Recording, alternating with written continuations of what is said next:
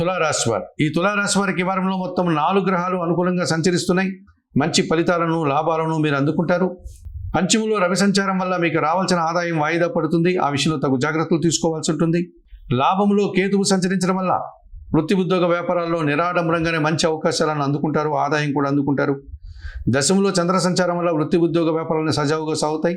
మనసుకు నచ్చే విధంగా మంచి అభివృద్ధిని సాధిస్తారు. ఆదాయం అందుకుంటారు. భాగ్యంలో గురువు సంచరిస్తున్నాడు. పెద్దల సహకారంతో కొన్ని కార్యక్రమాలు పూర్తి చేస్తారు. మీదైనటువంటి శైలిలో అవకాశాలను చేజిక్కించుకుంటారు. సమాజంలో గౌరవ మర్యాదలు అందుకుంటారు. షష్టంలో శని సంచారం వల్ల కుటుంబంలో సంతోషకర వాతావరణం ఉంటుంది. ఆలోచనలు కలిసి వస్తాయి. పనివారి సహకారంతో చాలా పనులు పూర్తి చేస్తారు. ఈ రాశి వారికి వారంలో ఆది, సోమ, గురువు, శనివారాలు అనుకూలంగా ఉన్నాయి.